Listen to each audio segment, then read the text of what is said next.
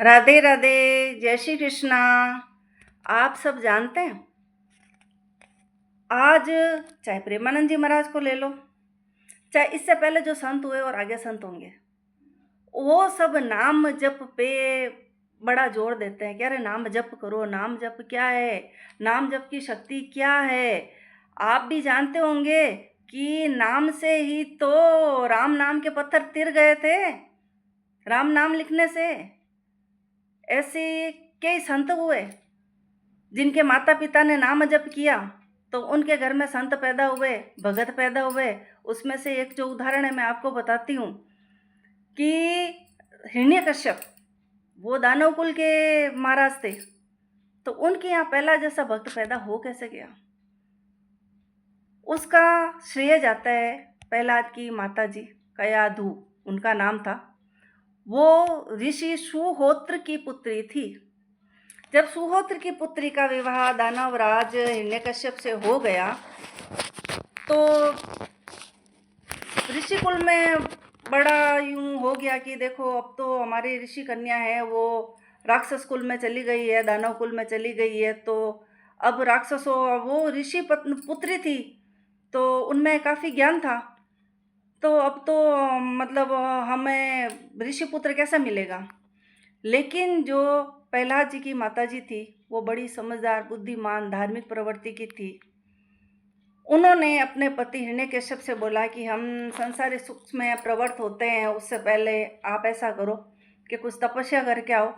उस तप के बल से जो हमें पुत्र या पुत्री की प्राप्ति होगी वो अपने कुल को आगे बढ़ाएगी, हमारे कुल का नाम करेगी। ऐसा कुछ समझाकर हिरण्यकश्यप को तपस्या के लिए भेज दिया। जब हिरण्यकश्यप तपस्या करने गए तो भगवान ने रचना रची और तोते के रूप में नारायण जाकर जिस जगह हिरण्यकश्यप तपस्या कर रहे थे वहाँ जाकर बैठ गए। और जैसे हिरण्यकश्यप तपस्या में लीन होते और वो तोता रूपी जो देव थे वो नारायण नारायण बोलने लगते, इससे हिरण्यकश्यप की तपस्या भंग हो जाती। वो क्रोध में आके दूसरी जगह जाके बैठते, फिर वही तोता आता नारायण नारायण बोलता। वो बड़े परेशान होके गुस्से में घर पे आ गए। घर पे आए तो उनकी पत्नी ने बोला कि भाई महाराज आप इतना जल्दी कैसे आ गए। तो बोले मैं तपस्या करने गया था, एक तोता बार बार आता, जब मेरे को थोड़ी सी तपस्या में मैं लीन होने लगता उतने में वो नारायण नारायण बोल देता तो मेरी तपस्या भंग हो जाती। तो वो ऋषिपुत्री बड़ी खुश हुई कि देखो आज दानव के मुंह से नारायण का नाम निकला। तो वो बड़ी खुश होके उसने बड़ी चालाकी के साथ में जब वो पानी लेके गई तो बोले अभी आपने क्या बोला, मैं तो ढंग से सुन ना पाई, आपने क्या बोला। अरे क्या बोला, नारायण बोला।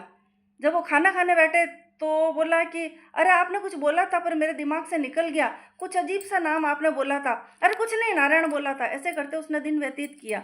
जब वो अपने सांसारिक सुख में, सांसारिक भोग में प्रवृत्त हो रहे थे उस समय ऋषि पुत्री ने बोला कि एक बार आप मुझे फिर बताइए ना, उसने तोते ने क्या बोला। तब हिरण्यकश्यप ने बोला अरे 100 बार तुम्हें बता दिया, उसने नारायण बोला।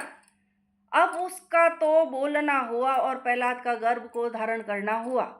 प्रहलाद की माता गर्भ धारण कर ली। ऐसे एक भक्त प्रहलाद का जन्म हुआ। तो मेरी बहनों, मैं आप सबको बताती हूँ कि जब देवताओं, राक्षस कुल में, दानव कुल में अगर एक ऋषि पुत्री के थोड़ा सा मेहनत करने से या थोड़ा सा बुद्धिमत्ता रखने से अगर प्रहलाद जैसा भक्त पैदा हो सकता है तो आप सबके घर में भी समझदार बच्चे पैदा हो सकते हैं। माँ धरती है, उस धरती को आप खाद दो। खाद क्या, थोड़ा सा पूजा पाठ, दान धर्म, दया, अच्छी बातें, सुविचार, ऐसी चीज़ों को मन में धारण करो। जब आप सोचते हो कि मुझे गर्भ धारण करना है तो उससे पहले कुछ मंत्रों का जाप करो, सूरज भगवान को जल चढ़ाओ, अच्छी अच्छी संतों की बातें सुनो, संतों की वाणी सुनो। उस सब वाणी को सुनने से ये जो तुम्हारा शरीर है इसके अंदर वो पॉजिटिव एनर्जी आएगी। फिर उसके बाद अगर आप गर्भ धारण करते हो तो वो बच्चा में थोड़े संस्कार तो होंगे, इतनी मैं गारंटी लेती हूँ।